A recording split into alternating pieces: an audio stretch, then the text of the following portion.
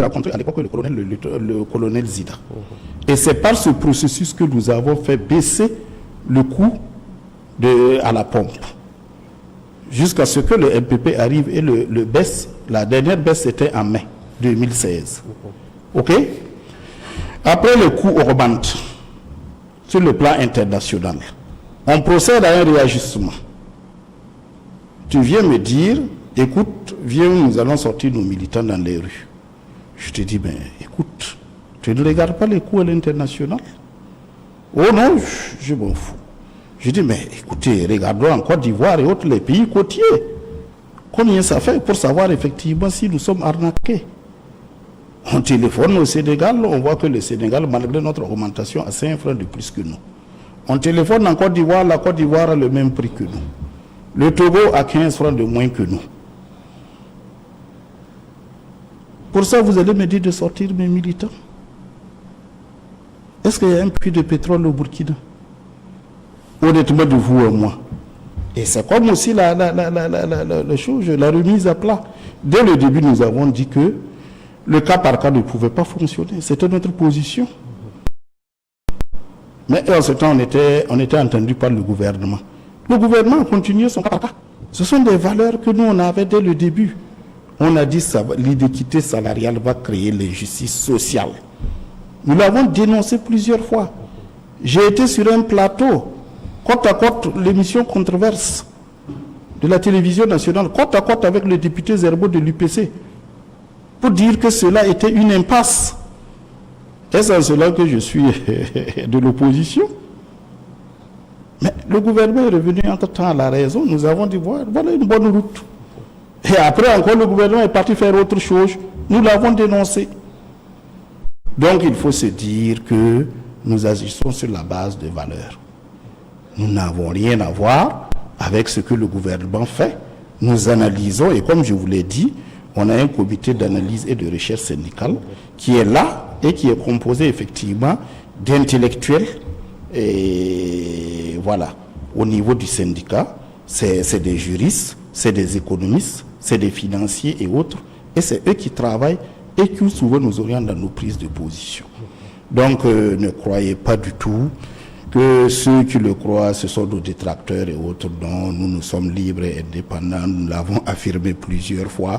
Et si vous voulez, je peux mettre même à votre disposition le fruit de nos recherches. C'est disponible. Ça sera avec plaisir. Ouais. En tout cas, comment aujourd'hui, avec le recul, vous analysez votre participation à la remise à plat, justement, qui a fait couler beaucoup d'encre et de salive aussi à l'époque. Aujourd'hui, avec beaucoup de recul, qu'est-ce que vous pouvez dire là-dessus? Nous avons participé et nous sommes très fiers. Vous parlez d'équité salariale. Est-ce que ça permettra ou bien ça permet cette équité salariale? Nous sommes très fiers d'avoir participé parce que nous avons eu raison. Bon, quand vous regardez le dialogue politique qui s'est passé, si vous le lisez, tous les partis politiques du Burkina ont dit de revenir à nos conclusions. Dans les mosquées, partout, on dit de revenir à nos conclusions. Tenez-vous bien, même la Banque mondiale dit de revenir à nos conclusions. Et tout récemment, dans le discours du chef de l'État, qu'est-ce qu'il a dit? Il faut qu'on revienne à cela. Donc, dans la vie, parfois, on a tort d'avoir raison très tôt. Voilà. Ceux qui ont raison très tôt, surtout souvent dans nos contrées, ont souvent des problèmes. Mais ce qui est sûr et certain, tôt ou tard, la vérité, comme vous l'avez dit ici, on n'a pas de vérité. Tôt ou tard, la vérité, elle finit toujours par triompher.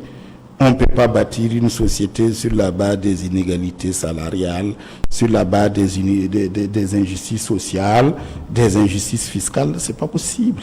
Voilà. Donc il faut effectivement bâtir une société où effectivement il fait bon vivre dans cette société parce que nous mettons ensemble nos efforts pour bâtir notre nation de manière inclusive en tenant compte des plus faibles que nous et pour pouvoir effectivement avancer. Oui, comment vous percevez cette notion d'égalité salariale, d'équité fiscale, équité salariale, égalité sociale? Comment vous percevez cette notion? Parce que quand même, à vous écouter, c'est la répartition du fruit de la croissance ou du fruit justement du travail et des labeurs des Burkinabés qui est le plus important Alors que, bon, je ne sais pas, pour être équitable, il faut quand même aussi analyser les richesses nationales pour savoir où elles vont. Vous savez, c'est quand même bizarre qu'on ne se pose pas certaines questions. Je crois qu'il faut toujours se poser des questions. Le syndicalisme, la fonction publique, tout et autres, ce sont ceux qui sont de l'autre côté qui nous l'ont amené.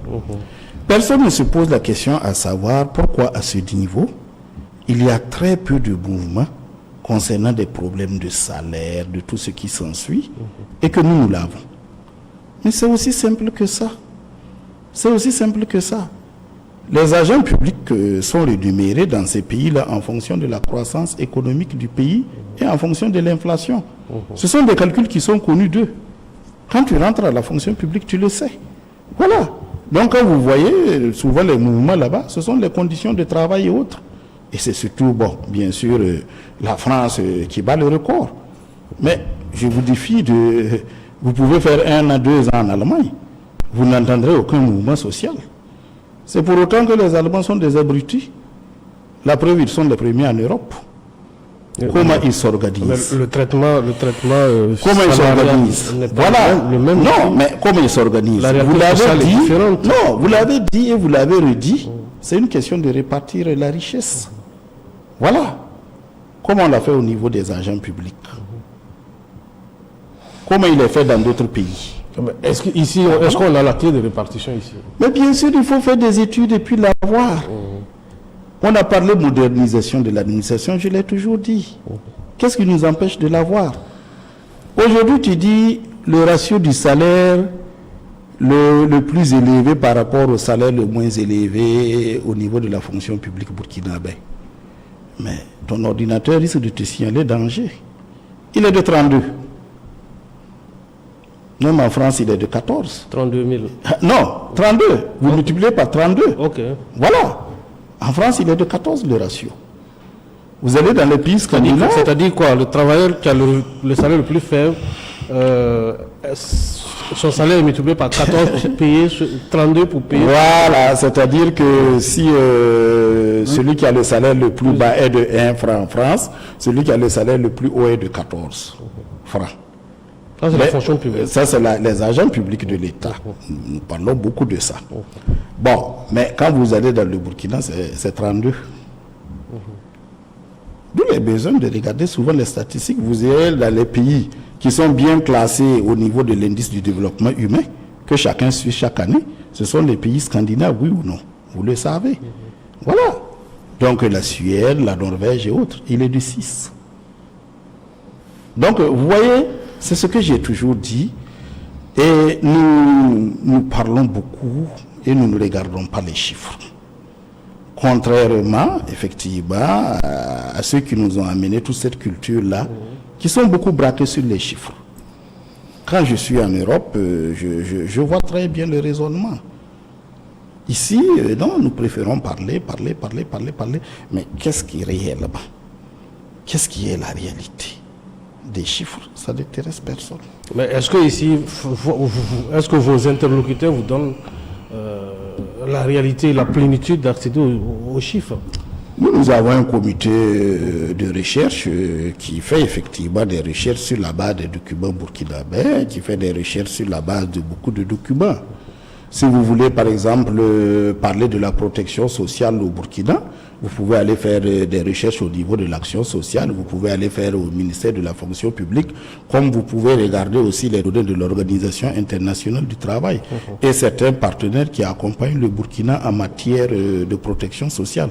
Ça vous permet de faire de très bons croisements et d'avoir quand même un peu une réalité des choses. Voilà, il ne faut pas se fier uniquement aux données nationales. Oui, mais en termes financiers, est-ce que vous avez la réalité des chiffres? Oui, bon, je ne crois pas qu'un pays puisse cacher facilement la réalité de ces chiffres. Vous pouvez faire peut-être un budget qui est fou, mais ce qui est sûr et certain, c'est que vous avez des partenaires qui regardent ce budget aussi. Et connaissant le Burkina aujourd'hui, je sais que certains seront les premiers à sortir sur les zones pour dire que le budget il est faux. Là, au moins, vous pouvez être sûr et certain. Donc aujourd'hui, la liberté de parole est telle au Burkina Faso que même les dossiers confidentiels sont mis sur la place publique. Donc si vous publiez des budgets qui sont faux, je suis sûr et certain que certains se feront le plaisir de les mettre sur la place publique. Et même que, effectivement, vis-à-vis des partenaires et autres, il y a quand même un comportement à avoir. Donc effectivement, ce qui est fait, mais vous croisez avec d'autres données. Oui, vous parlez dans votre récente déclaration de l'application à tous, membres du gouvernement, parlementaires, magistrats, etc., de la prime de l'indemnité sur les primes, plutôt de lutter sur leur prime et indemnité. Oui. C'est leurs émoluments. C'est leurs émoluments. Voilà, c'est ça, effectivement. Puisque nous voulons que tout le monde paie, mais nous avons fait de la provocation. Parce qu'en réalité, les députés paient depuis 2015. En réalité, c'est de la provocation. Et si vous savez pourquoi les députés paient, c'est une réclamation de l'UTS, de l'UAS. C'est l'UAS qui, dans son cahier de revendication, a réclamé que les députés puissent payer l'UTS. OK. Donc, vous voyez très bien que quand vous réclamez cela, et que les députés aussi votent une loi vous concernant, bon, ça devient un peu... Voilà. Donc, je pense que à la matière, oui, effectivement, il faudrait que tout le monde, c'est pour effectivement amener tout le monde à contribuer. Qu'est-ce qui s'est passé pour que vous mettiez en garde le gouvernement sur cette question-là? Parce qu'au départ, on avait cru qu'il y avait scission, vous avez...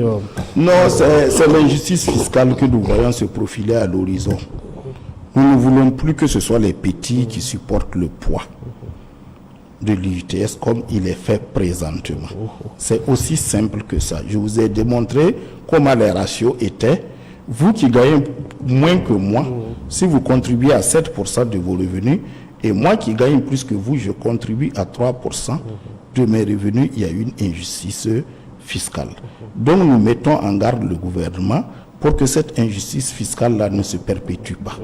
Voilà ce que nous avons dit. Est-ce que c'est pour dire que dans votre première sortie, vous aviez mal appréhendé la situation, vous avez mal analysé le comportement du gouvernement sur l'application de l'UTS? Parce que vous dites que le directeur si vous avez suivi notre première sortie, nous avons présenté aux hommes des médias nos propositions. C'est ça. Nous n'étions pas censés savoir ce que le gouvernement ferait. Justement, si on avait anticipé sur ce que le gouvernement ferait, on dirait encore qu'on dort avec eux. Mais nous ne comprenons pas. Voilà, il faut savoir ce qu'on veut. Nous sommes sortis, nous avons présenté ce que nous voulons. Nous ne savions pas à l'époque ce que le gouvernement faisait. Maintenant, le gouvernement a présenté ce qu'il doit faire. Nous disons, tiens, il y a un problème parce que nous ne tenons pas que cela se fasse. Est-ce qu'il n'y avait pas matière à avoir un peu de prudence sur la question? Non, ce sont des propositions. Ce sont des propositions. Je vous ai dit, c'est une technique de négociation centrée sur les besoins. Mais vous dites, vous faites vos propositions. Parce que je vous ai dit que certains nous ont dit, tiens, bon, il y a d'autres qui ont 80. Nous avons mis à 100. Au cas où, effectivement, s'il y a un débat, bon, peut-être que ça tomberait sur 80. C'est une série de contournements aussi. Voilà. Donc, c'est comme ça. On ne savait pas à l'époque les propositions qu'allait faire le gouvernement. Hein. Et ça prouve qu'effectivement, nous ne dormons pas avec le gouvernement comme certains de nos détracteurs tendent à le dire. À tout moment, voilà. C'est la preuve. D'accord. Donc, sur la question de l'UTS, vous l'avez dit...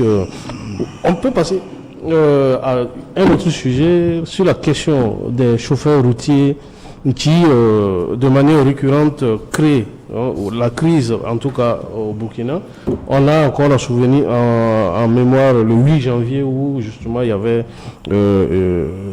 un préavis de grève qui avait été déposé et que le Premier ministre s'est saisi de la question.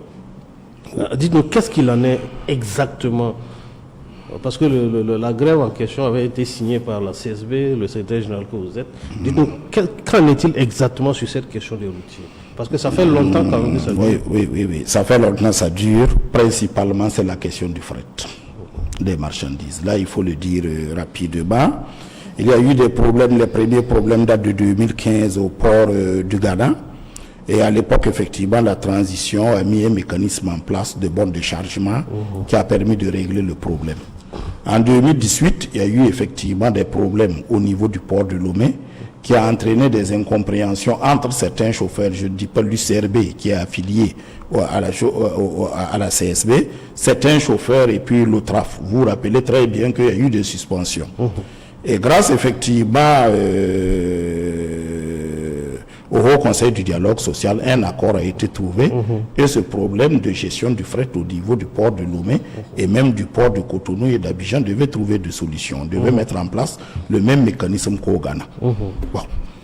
Entre-temps, c'est invité aussi cette question de mettre en place une fêtière au niveau des transporteurs. Et jusqu'en 2019, pratiquement fin 2019, le même problème réside au niveau des ports, ce qui amène certains chauffeurs à faire 2 mois, 3 mois au port et ils dépensent pratiquement tout leur salaire là-bas. Et c'est pour ça effectivement que nous avons effectivement attiré l'attention du ministre. Nous avons déposé d'abord un préavis pour le 4, 5 et 6 décembre. Le ministre a pris des engagements de résoudre le problème au plus tard au 27 décembre. Nous avons suspendu notre mouvement et car cela n'a pas été effectif, le 8 janvier, nous sommes partis en mouvement. Et effectivement, bon, le Premier ministre nous a reçus et effectivement a pris des engagements. Il y avait entre autres questions le problème de l'aide de stationnement de Zorro. Il y avait aussi la question de la convention collective sectorielle des routiers. Oui. Voilà, donc, et puis bien sûr la question du fret. Aujourd'hui, pratiquement, nous avons les clés de l'aire de repos, voilà, et nous avons lancé les discussions sur la convention collective sectorielle et il reste toujours cette question du fret et le Premier ministre nous rassure que sa date butoir du 7 novembre sera respectée, le 7 février sera respectée dans la gestion de cette question du fret. Venons justement à la question du fret. Qu'est-ce qui différencie justement cette problématique-là entre Lomé et Ghana? Pourquoi c'est le modèle ghanéen? Non, le modèle ghanéen a vu l'implication de 3 acteurs, à savoir le CBC, qui représente le gouvernement et qui est l'acteur principal. Il y a l'OTRAF, l'organisation des transporteurs du Faso, qui est l'organisation patronale. Et à l'UCRB, l'Union des conducteurs routiers du Burkina, qui est effectivement l'organisation des employés. Donc, par l'arrêté qui a été pris en son temps, chacun connaît très bien son rôle et cela effectivement se passait très bien.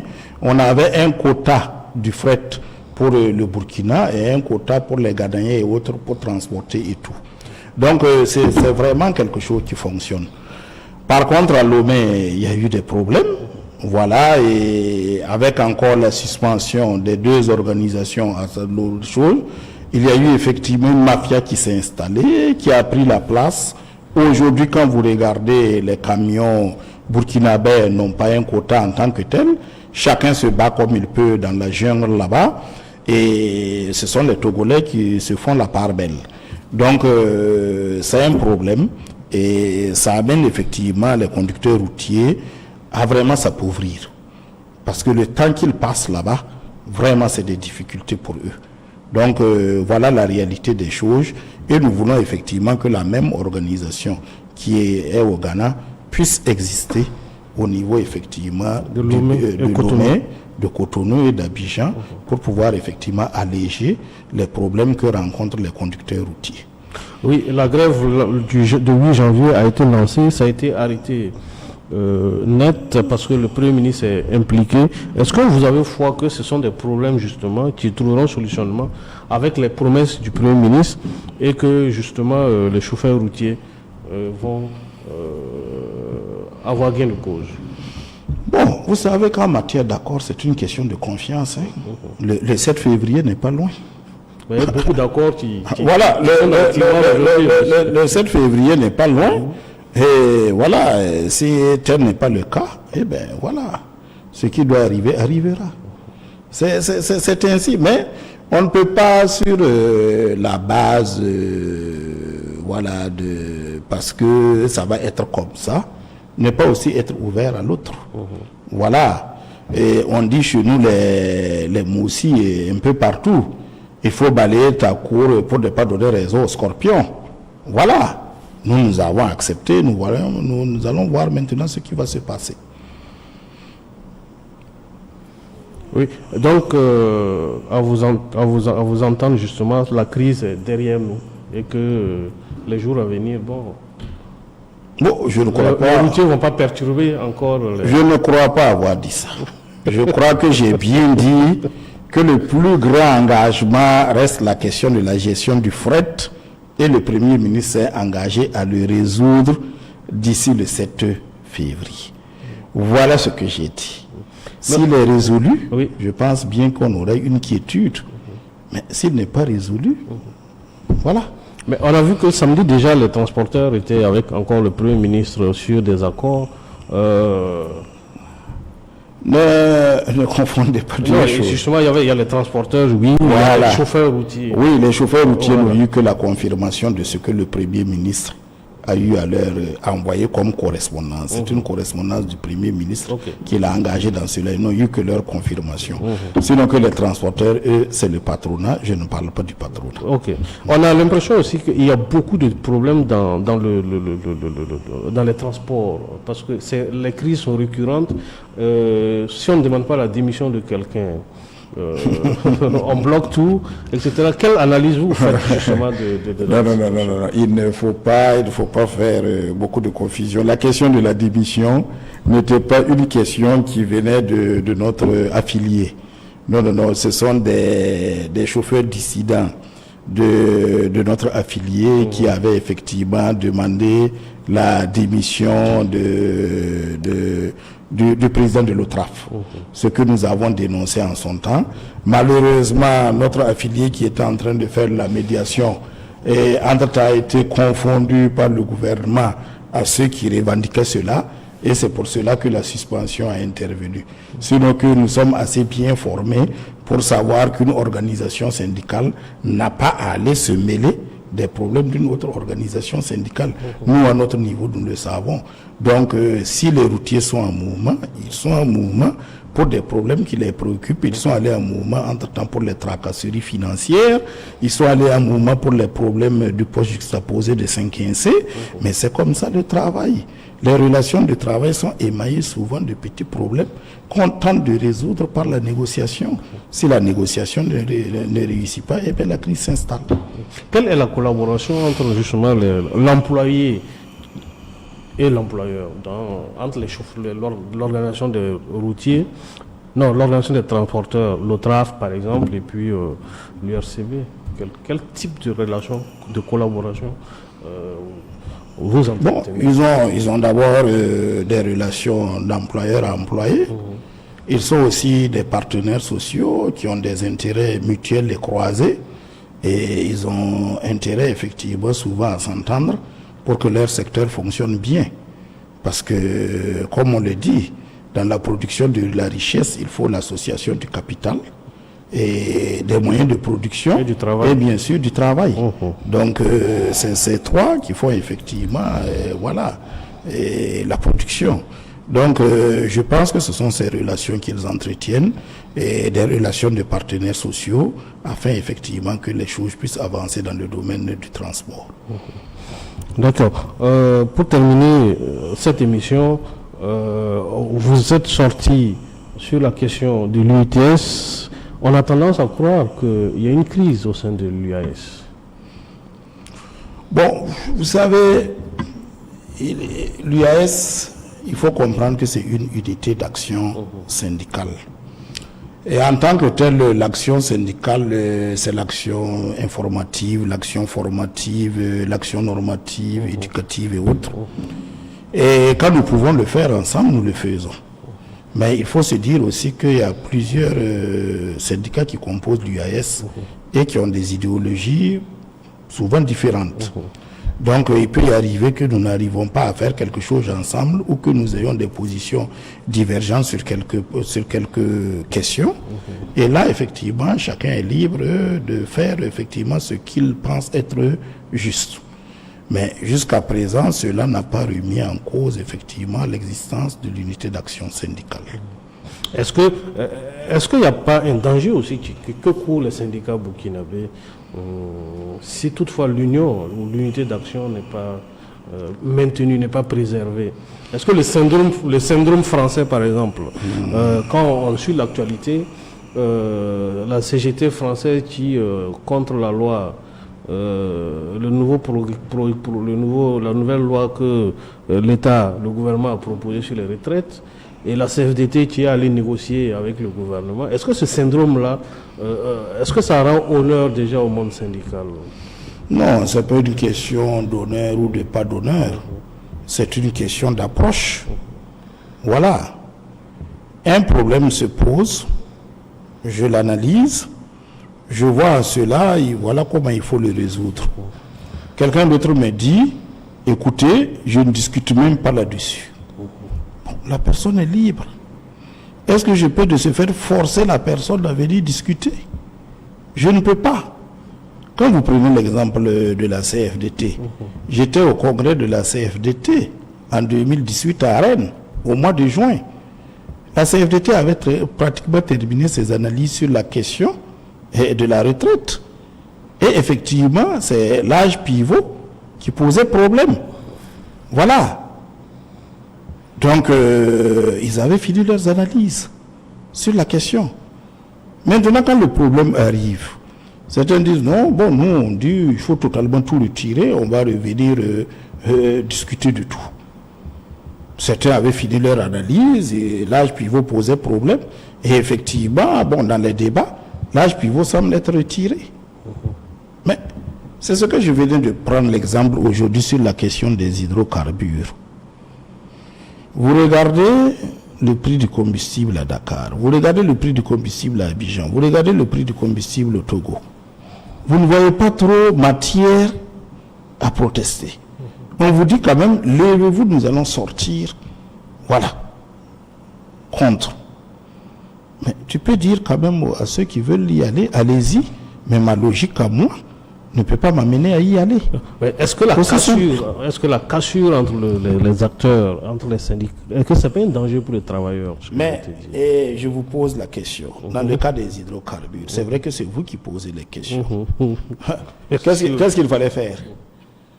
Il fallait se lever, voilà, sortir, le prix a augmenté, tous les pays ont augmenté pour eux. Bon, le Burkina, sans plus de pétrole ni rien, il faut sortir parce qu'il faut sortir. Parce qu'on veut l'unité, bon, voilà, on sort. Voilà. Est-ce que ça aussi c'est une solution? C'est pas une solution. Voilà. Parce que je l'ai toujours dit, rappelez-vous qu'on est citoyen de ce pays, avant d'être travailleur et d'être syndicaliste. Voilà. Ça aussi, il ne faut pas le perdre de vue. Et les questions socio-économiques au Burkina, si vous lisez notre constitution, tout citoyen burkinabé a le droit d'opiner sur les questions socio-économiques de son pays. C'est écrit dans la constitution du Burkina Faso. Qu'est-ce qui empêche les syndicats de raisonner, d'analyser la réalité de leur pays? Ce n'est pas parce que je suis syndicaliste que je ne suis plus au Burkina. Je ne suis pas sur la planète Mars non plus. Voilà. Et les réalités de mon pays sont mes réalités. Est-ce qu'il y a quelque chose de mal à ça? Il y a les syndicats qui ne le font pas assez ou ne le font pas? Non, chacun est libre de ses approches. Mais j'ai pris la question des hydrocarbures. Voilà.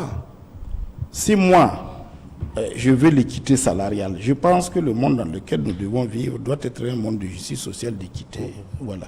Et l'équité salariale passe par ça. Certains disent une approche à savoir, bon, laissez chaque syndicat va se battre, chaque syndicat de base va se battre, ce qu'il aura gagné, il va gagner.